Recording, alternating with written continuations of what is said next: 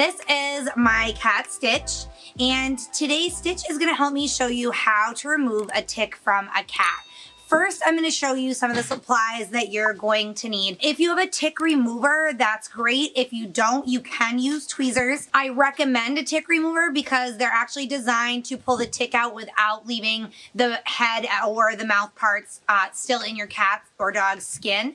So I definitely recommend a tick remover, but if your pet has a tick on them and you need to remove it immediately, tweezers will work. You're gonna need a resealable bag, a paper towel or a clean cloth, rubbing alcohol, and rubber gloves. If you have the disposable kind, that's great. If you happen to have those on hand, again, if you don't and you need to remove the tick, a pair of rubber gloves like these for dishwashing will work as well if you happen to have those on hand. So once you gather your supplies, you're gonna grab your cat. You wanna make sure everything's ready before you actually get your cat, because typically cats don't like to be restrained. If you have the help of a second person, that would really be your best bet. Stitch doesn't actually have a tick on him, but I'm going to go through the steps just so you can see it. You would put your rubber gloves on first. Sometimes it helps with cats if you hold the scruff of their neck, and that will help calm them. But what you wanna do is, like I said, you have all your materials ready already. So that, is the good part. You don't have to scramble around for all of your materials.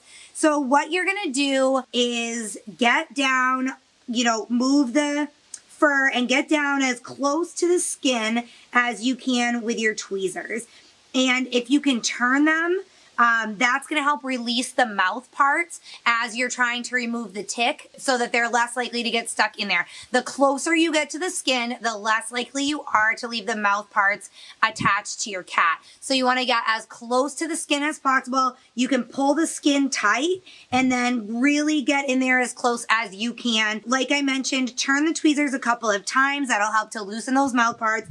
And then just pop the tick off. Once the tick is removed, you're going to put it in your resealable bag, and you're going to just cover the tick with rubbing alcohol and then reseal the bag. You don't actually have to, drown the tick in it or anything like that. Just enough to cover the tick. You don't have to fill the bag.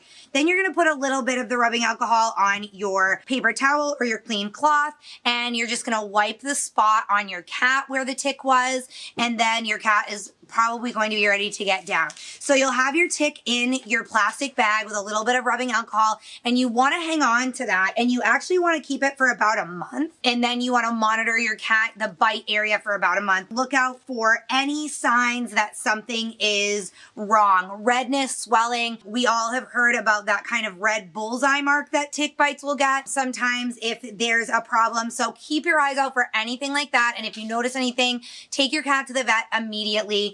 Hang on to the tick, because the tick can be tested to see if it is a carrier of those diseases like Lyme disease. So hang on to the tick for 30 days, monitor the bite mark for 30 days, and if all is well, you can dispose of the tick and your cat should be fine.